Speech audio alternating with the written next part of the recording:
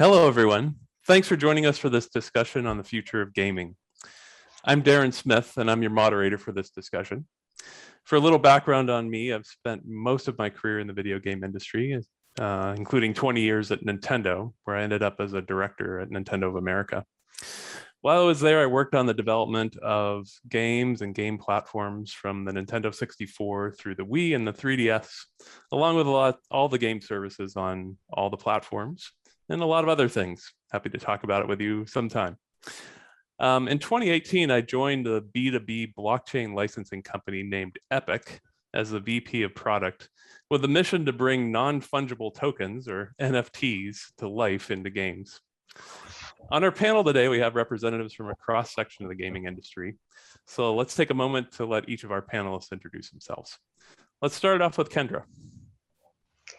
Thanks, Darren. Hello, everybody. I'm Kendra Johnson. I am the Director of Gaming Publishers Partnerships here at YouTube. I've joined the team about 6 months ago, and it's a fabulous role where I work across the world with our gaming publisher partners and our YouTube teams around the world to really think about how we're helping set the future afloat for gaming.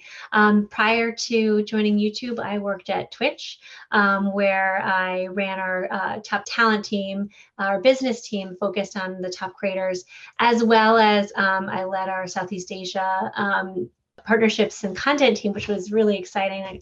I got to spend a lot of time in this part of the world. So sorry I'm joining by Zoom today. Wish I could have been there in person. And I got my start in gaming when I worked at Maker Studios, which was a large MCN, and got a great introduction and education in the power of gaming creators in driving culture and commerce. And it's been an exciting ride since those days. Excellent. How about David? Hi, Darren. Thanks. Yeah, so it's David Yin here. I'm the CEO of Storms Gaming. We're a gaming company based out in Singapore itself. And we're focusing on two business lines at the moment. So the first business line is a game studio, game publisher, where we build our own games as well as source third-party games to publish. And on the second business line, we're focusing on building a social instant gaming platform for the emerging markets. So I've been here for about a year now, and prior to this, I was spent about 5.5 years in the Google Play business development team, taking care of the Australia, New Zealand markets for gaming, as well as Southeast Asia, and all the way back to the Nokia, Java, S40, S60 sort of games a long time ago. So very, very passionate in the gaming industry, and excited to be here. Excellent. We're happy you're here. Ben, you're next. Hi, yes, my name's Ben Lee. I'm co-founder and managing director of Blowfish Studios. I've been a game developer my whole life. I started programming back on the Commodore VIC-20. Professionally, I started in '98 just for a local indie studio here in Sydney, where we're based. But most recently, with Blowfish Studios for the last 11 years, we've built that up from 2 people to over 30 people now. And we started off as a mobile game developer. We're published, self-published our own games, pivoted to consoles, self-published there, and then we went to VR, and then subscription services around Apple Arcade. Most recently, we also became a publisher, so we publish third-party games as well as develop our own. And a couple of months ago, we were acquired by Animoca Brands, and so we're also now getting into the blockchain gaming space as well. Excellent. Thanks, Ben. Okay, Darang, you're next. All right, so my name is Darang Candra. I'm the Director of Southeast Asia Research at Niko Partners. So Niko Partners, it's a market research company based in Silicon Valley, California, but we have offices all across the world. So I'm based in Jakarta, Indonesia. I've been with Niko Partners since 2014. But before that, I've worked with several research institutions, including the Economist Intelligence Unit, the ASEAN Study Center at the University of Indonesia, and then the APAC, the Asia Pacific Economic Cooperation Study Center as well. So my point of view will be more on the market research and market analysis side instead of the game developer, because we're not game developer. But yeah, happy to be here. Great, we're happy to have you. I heard a lot of people here mention something about blockchain. So let's start with non-fungible tokens, or NFTs, as I mentioned in my own intro. They've really been gaining a lot of popularity recently. NFTs use blockchain technology to uniquely identify digital objects, so you can verify their authenticity and rarity. Essentially, it's a serial number owned by an individual tied to some unique object. Consumers who buy NFTs can use them in games, or they can collect them or show them off to their friends and social network, and even buy and sell them on marketplaces. So the first question to all of you is, how do you see NFTs contributing to the monetization and growth, either as a new revenue stream for existing games or as games just developed entirely around this concept? Let's start it off with David. Sure. Apologies, I've got a bit of noise coming up in the office here. Apologies for that. Yeah, so I think Darren, I think you provided a very good background on NFT and blockchain in the gaming industry itself. I think what I've seen in the kind of the past 10 to 12 years, there's been an evolution in terms of free to play has always been popular traditionally. Then it's gone into a play to win kind of scenario with social casino gaming, and so on and so forth. And now we're seeing evolution to play to earn in terms of NFT and blockchain gaming itself, right? And focusing heavily just on the region that I'm based in terms of Southeast Asia, Asia Pacific. Obviously, we've seen some solid use cases and success stories in NFT gaming, right? I think, Blowfish Studios, Ben over at Blowfish Studios is an example of that, where Animoca Brands is one of the, I think it's worth $1 billion, and they're focusing heavily on NFT gaming. That's a very, very solid use case for what NFT gaming is all about. We've also seen a Vietnamese developer over in Vietnam called Sky Mavis, and they've produced a game called Axie Infinity, where it's all about NFT tokens based on the Ethereum blockchain and so on and so forth. And that's done amazingly well, right? The NFT tokens in there has gone up in value significantly since they've launched the game itself.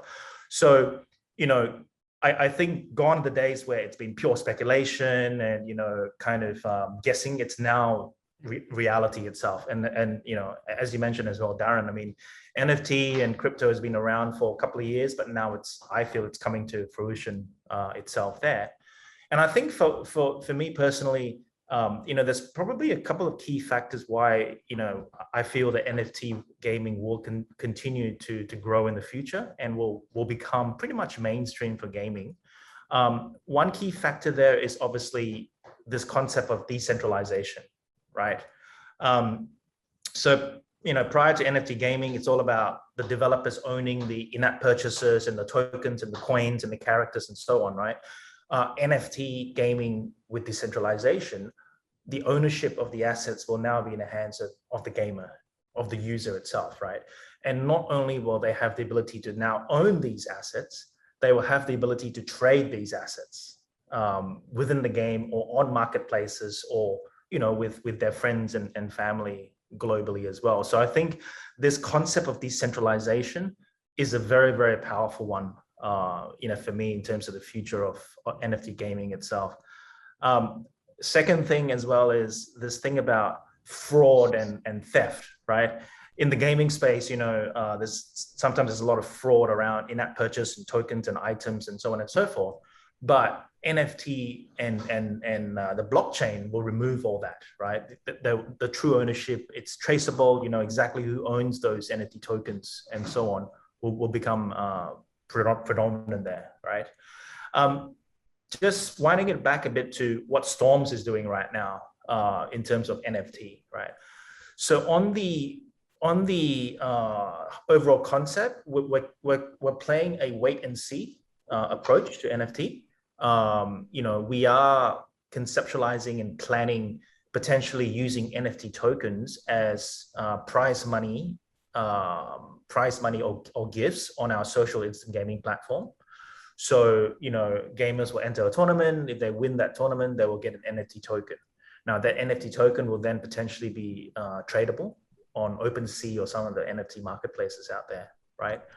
The second use case that we're exploring right now is building an NFT game for mobile game. It's going to be only in the mobile platform.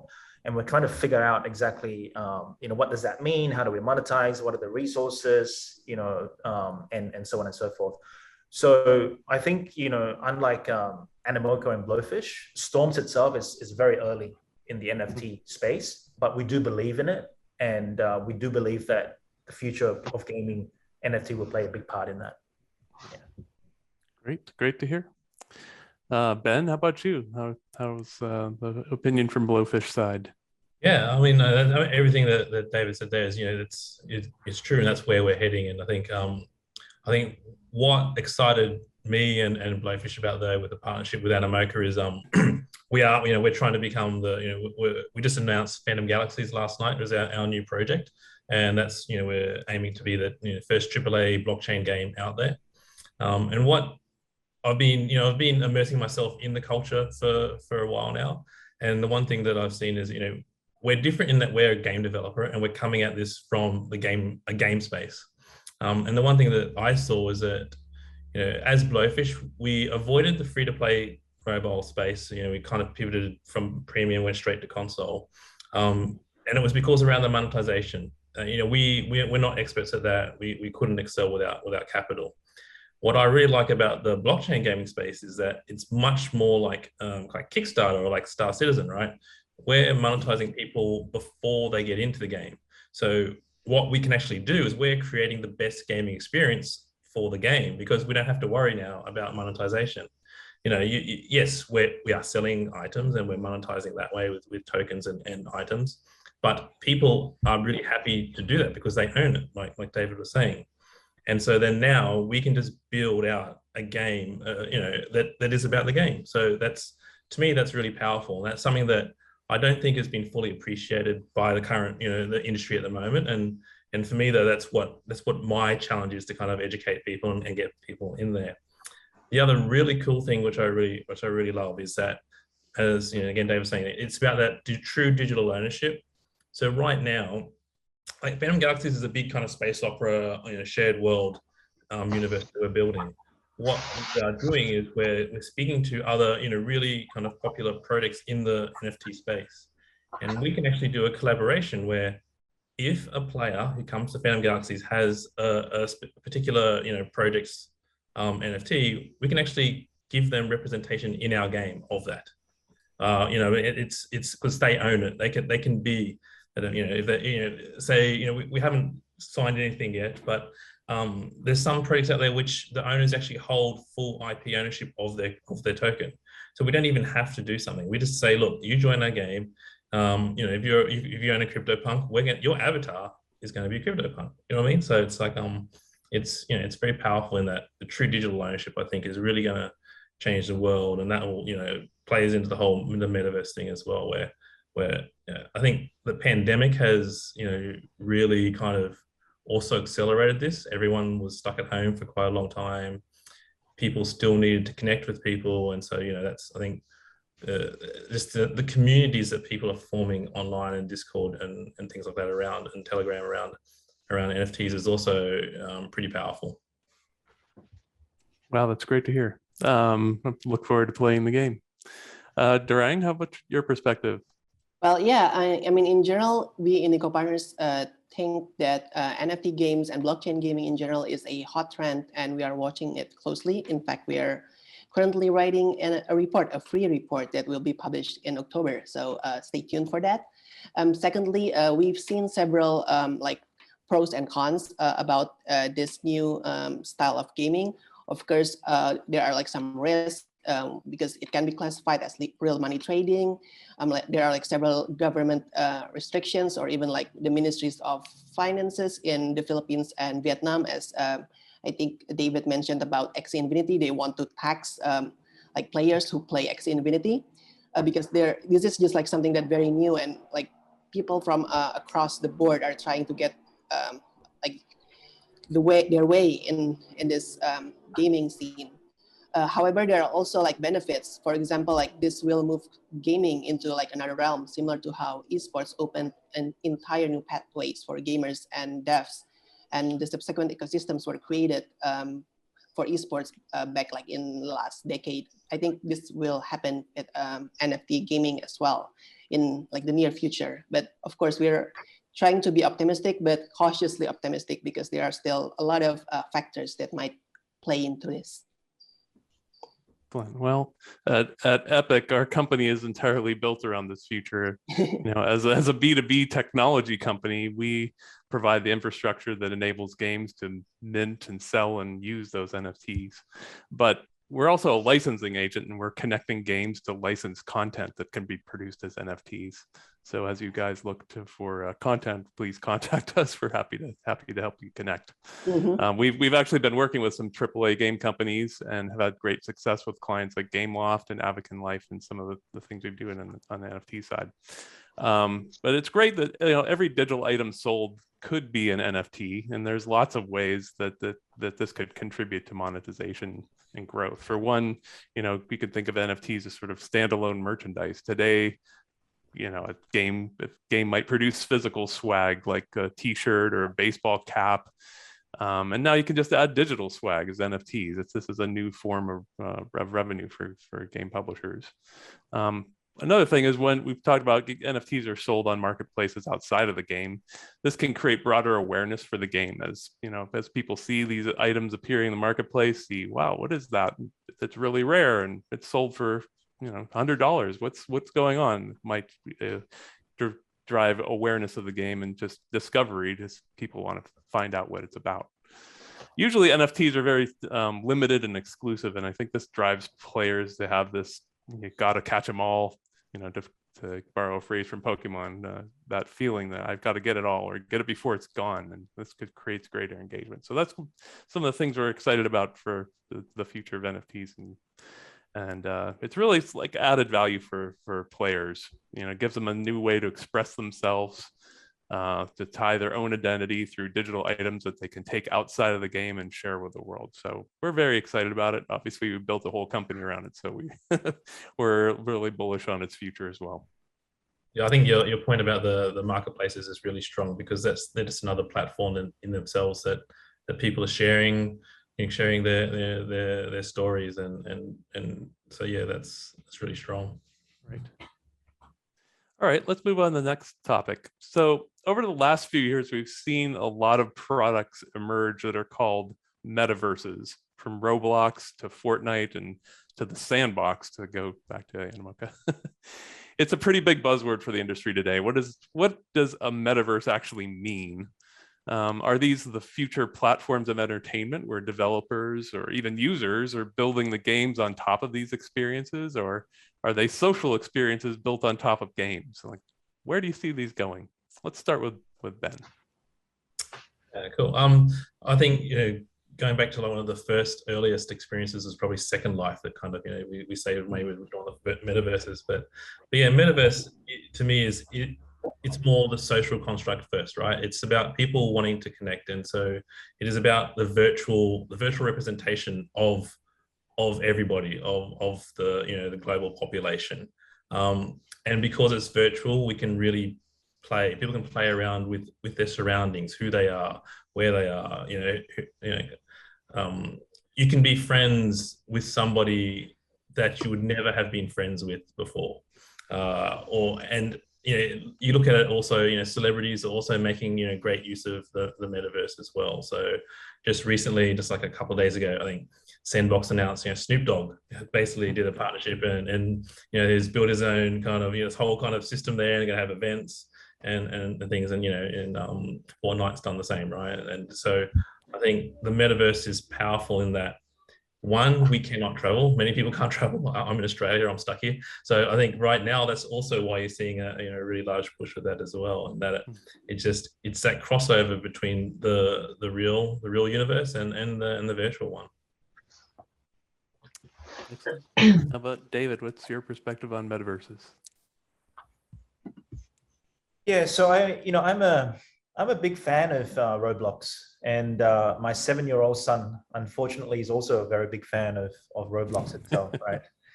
And I think in terms of the future, I think metaverses in terms of a context of gaming is going to be there for the long haul, right?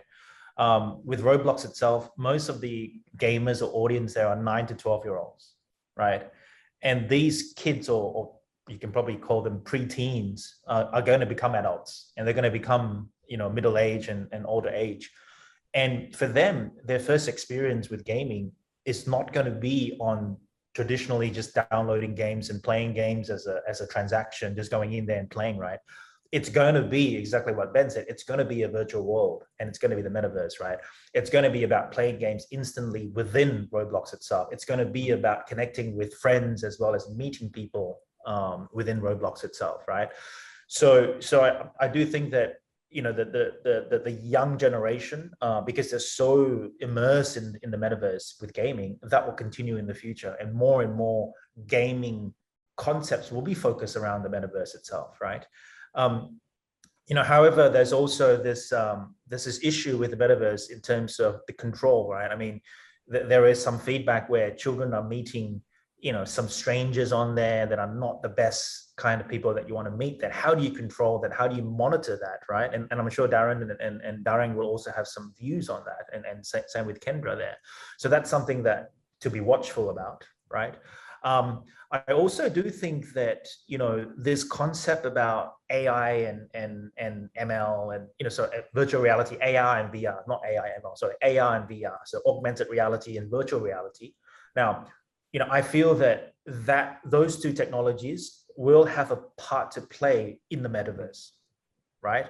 Now, does that mean that your offline world can now be immersed with your online world and giving you that offline online experience that honestly, traditionally, I mean, it's been tough to do, right? I mean, AR and VR has been around now for a while, but my feeling is that the metaverse will finally see AR and VR actually have an application in the offline and online space through the metaverse there as well, right?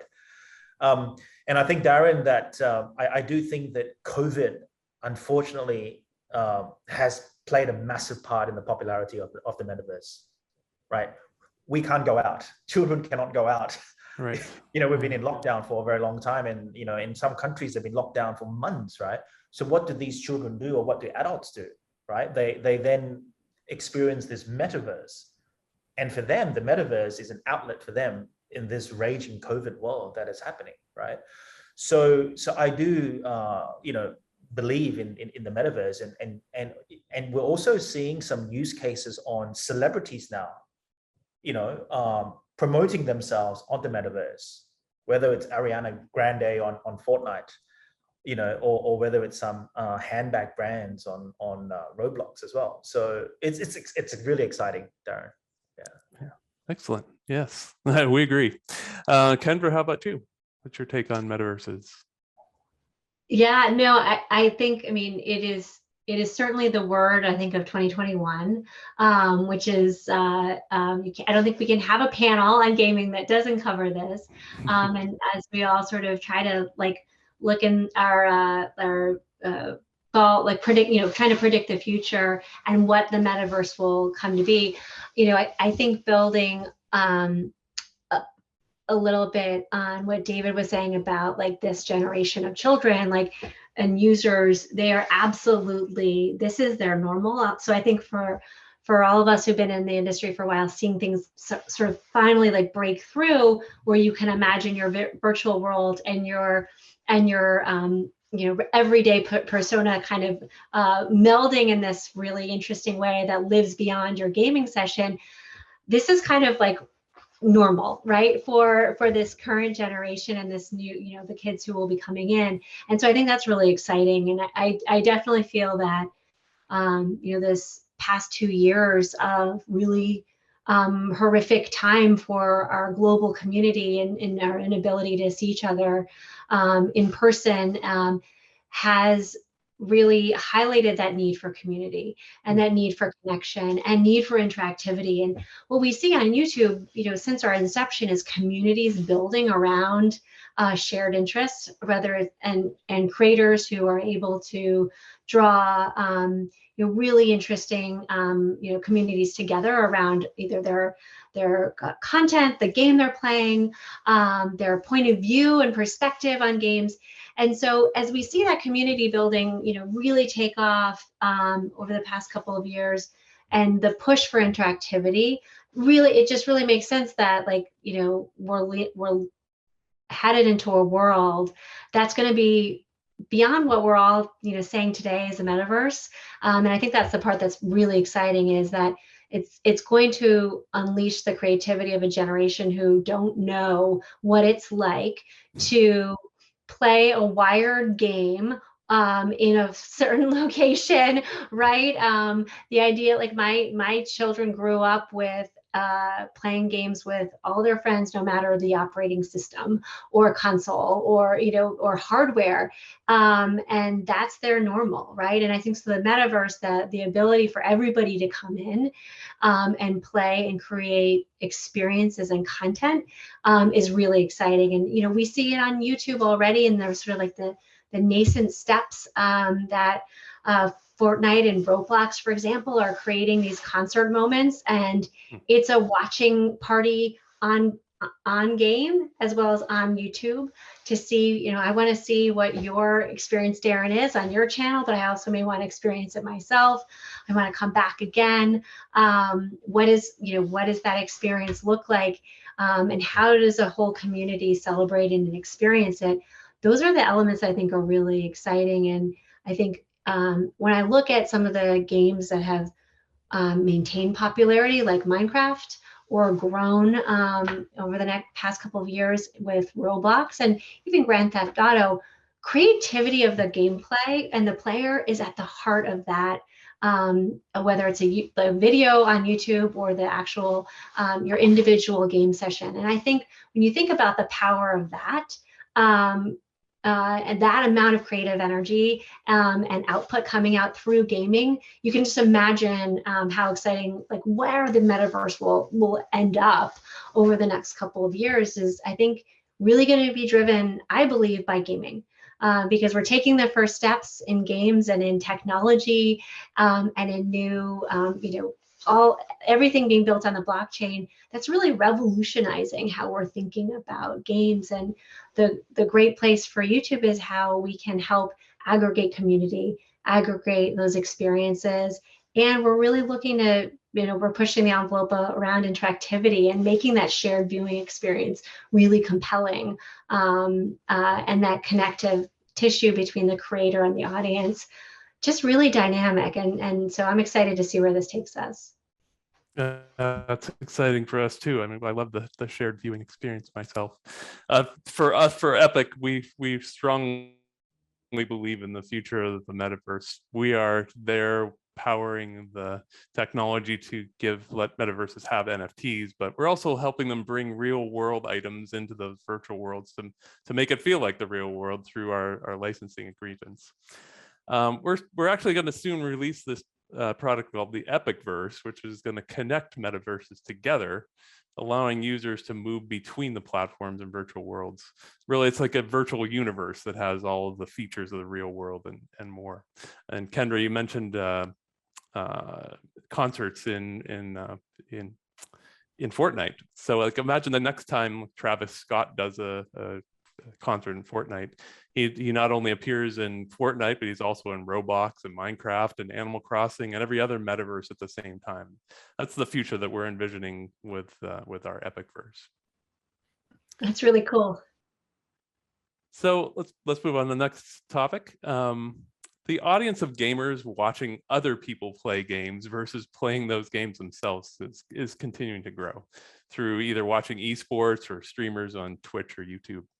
So I want to know, what forms of monetization for streamers and esports teams is going to dominate over the next 5 years? And what new opportunities do you see for monetization for them in the future? Kendra, why don't we start with you?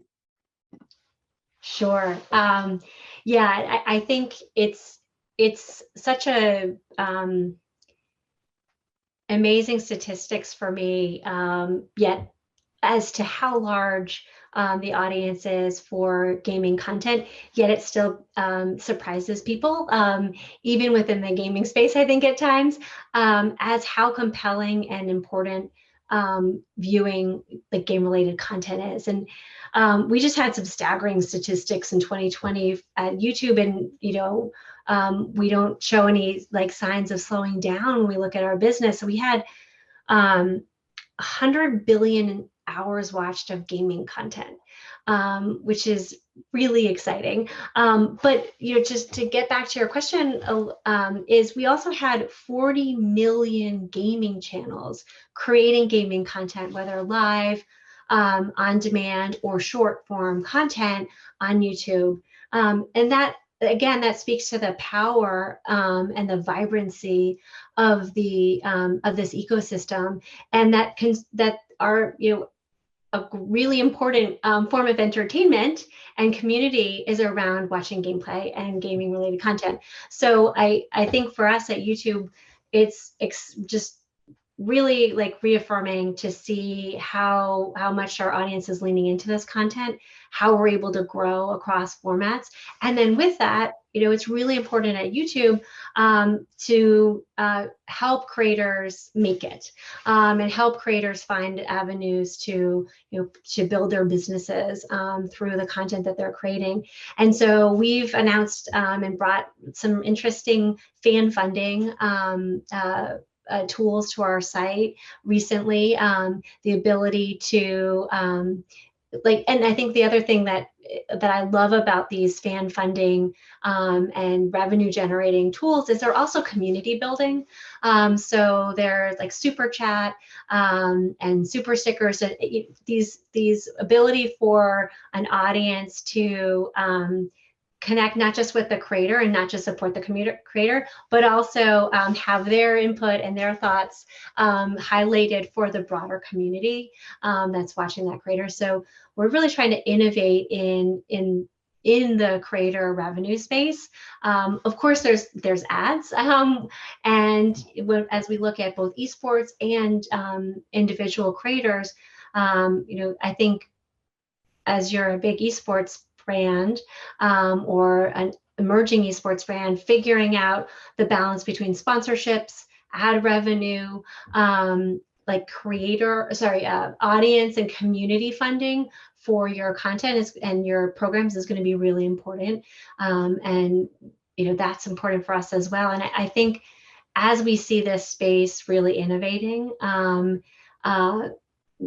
it's important for all of us as a community, I think in the gaming community, to understand this is critical, right? It's critical for all of us to get this right, to come up with reliable ways for gaming creators to really drive their businesses.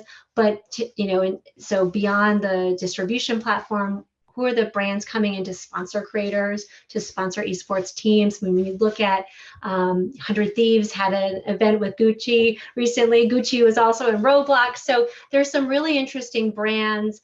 State Farm is a huge mainstream insurance company, right? Who's embraced gaming and esports.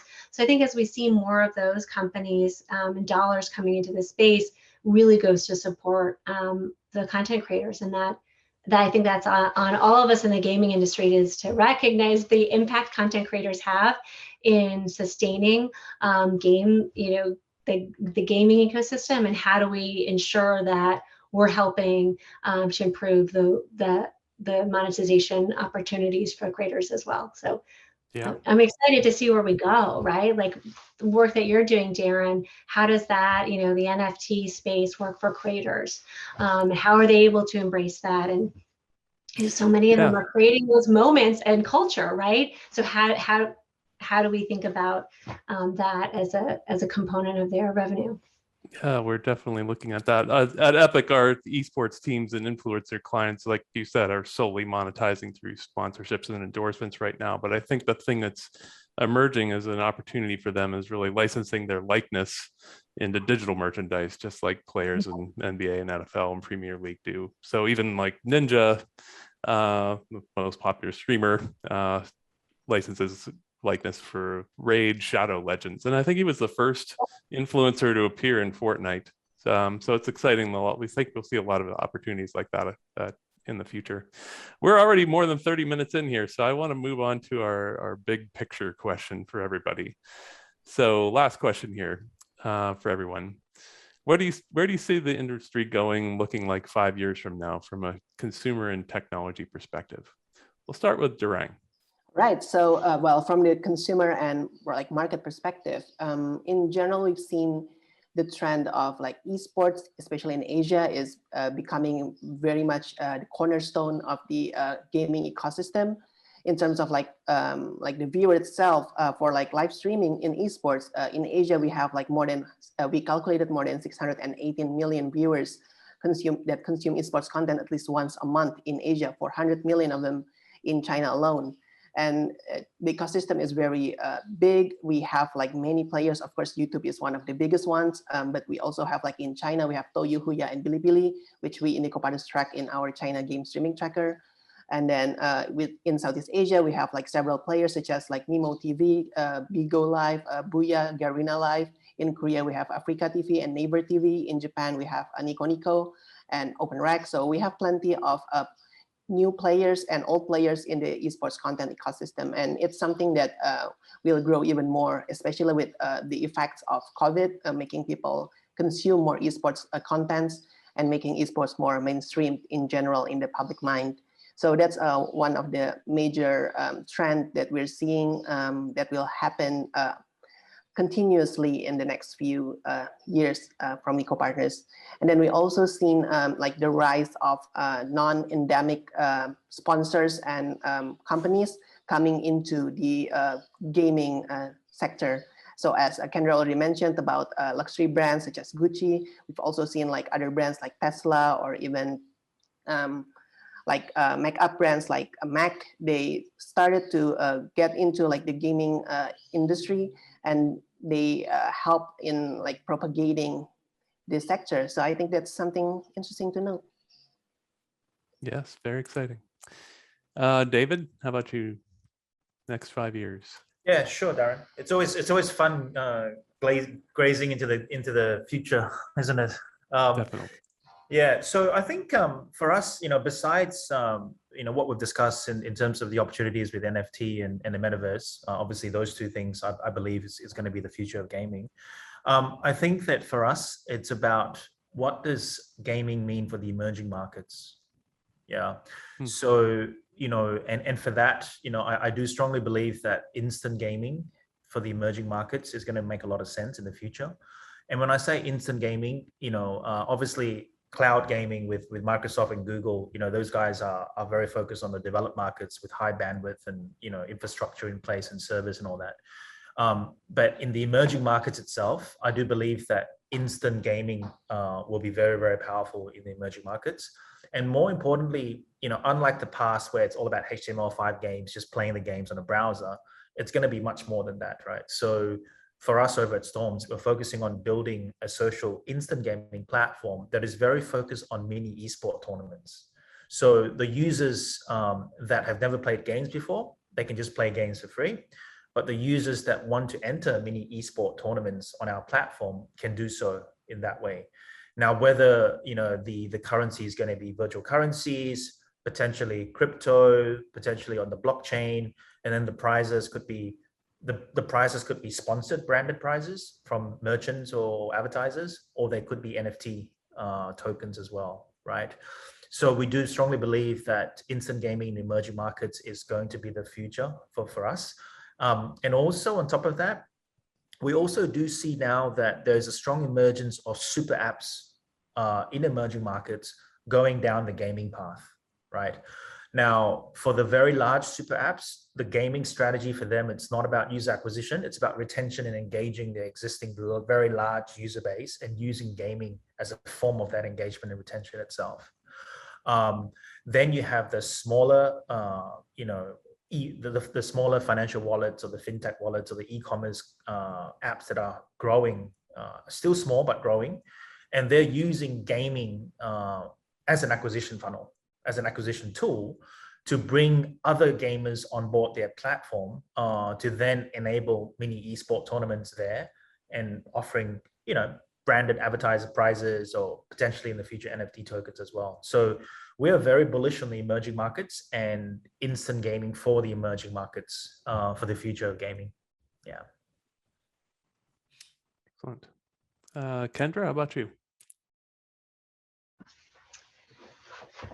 Well, I think we've all covered off the metaverse. So I think as our crystal ball solidifies around the metaverse. I do think, especially as I think about gaming in Southeast Asia, just to piggyback a little bit on what David was just saying, I think, it is really an exceptionally vibrant marketplace for gaming.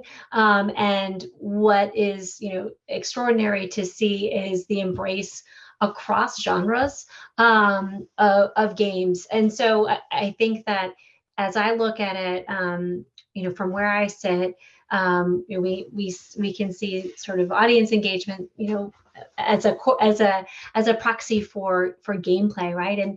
And looking at not just the growth of mobile games and esports in Southeast Asia and then APAC generally, it's really exciting to see the diversity of interest in gaming and just like the enormous growth across these games. So for me, as I look at the future, I think big moments being created by video games is going to only continue to get even bigger, right? So we talked about the in-game concert in Fortnite. One of the things that's really extraordinary that happened on our platform this summer was a huge Free Fire tournament in Asia. We had over 4 million peak concurrent viewers at one time on the stream for the event that happened in Singapore. That's just massive, and massive for any kind of event and viewership. But we really think that's the beginning, and that games are going to be a real focal point for community and for entertainment and engagement. And we're just going to see bigger and bigger audiences, as well as the proliferation of content creators across the world and into markets that are, we call them emerging markets, but I think they've already emerged. We're seeing just such tremendous engagement with both viewers and creators around gaming content in APAC. It's really exciting, and I think it's a trend that will absolutely continue. And I think making sure that we're all aware of how we can support our community from a diversity perspective, I think is the other thing that's really important in the future, and how the gaming community really understands the growth and the change in our demographics is really important, and how we embrace that moving forward, I think will be critical to our success. Excellent. Yes, absolutely. All right, Ben, how about your take? So I mean, obviously the last 5 years has been massive change. So what we're looking for in the next 5 years, I think it's just accelerating. I've got to go back to the metaverse. I've got to go back to blockchain, because I think, for all the negatives and about the new technology that's been thrown around, the positives to me are amazing. You've got to include even the cryptocurrencies. You're talking about emerging markets right now. Think about the fact that every single person in the world right now can use the same currency to buy the same NFTs, to go into, different experiences. But Web3 really is your global metaverse, right? So I think that's powerful, and that's what's driving emerging markets with those games. It's like it's not segregated anymore. It has blown away all the kind of the walled gardens. Like Apple, if they don't change, their closed market. Yes, sure, they've got their hardware, but if they don't open up, I don't see them lasting. The fact that anyone can, like I said, in Indonesia, that's why it's taken off quite a lot, because people there have the same currency and they're not being locked out. I know, regulations, yes, we have to sort things out, but I think the power of a singular combined world now for this kind of, and we're calling it the metaverse. I'm like, so Darren, with what your company is doing, I think that's extremely powerful, joining metaverses together. Because at one point, I mean, at some point, like Web3 is that it is that whole combined thing, and it expands out to YouTube, to streaming, and to events, because people can go buy an NFT, which is a ticket to go to an event. So, I mean, like that's there's no monetization questions anymore. It's like, no, I want to buy something, I want to go to this concert, and they're streaming it on YouTube or Twitch, and I'll buy that ticket and I'll get in. And you see it crossing over to the real world. So that's why it's kind of taking over. You're seeing communities right now are revolving around NFT projects saying, oh no, we're going to go meet up in person now in a real location. And that is just, how can you stop that? You can't. So I think that is the future. Yeah, it's excellent. I think for Epik, we'd echo everything, a lot of everything said here. I'm really looking forward 5 years from now to see what Metaverse has become. It's an exciting future.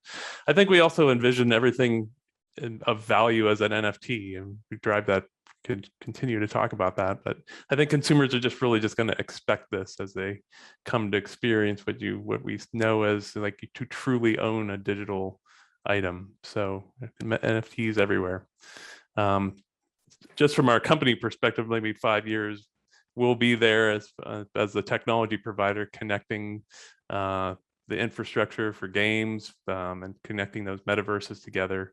And then also they're connecting our network of brands and celebrities to games too. So I think it's a very exciting future. I'm looking forward to seeing you all again in 5 years, and we can reminisce on this moment. See one more thing though. Where we're. I just want to throw one more thing. So everything is on chain. So everything you've said, like in 5 years' time, anyone can go back and look at their on-chain history. You don't need to keep a diary anymore. That's true. I can track myself, and that's the whole thing about digital ownership too. You get your avatar, and you can see what that avatar has done for the last 5 years. So, yeah, it's going to be a great future. I think that's all the time we have for today. So I want to thank our panelists for a great discussion. Thank you, Kendra, David, Ben, and Darang, and I hope you all enjoy the rest of Gamescom. Thank you. Thanks. Thanks, guys. Thank you. Bye.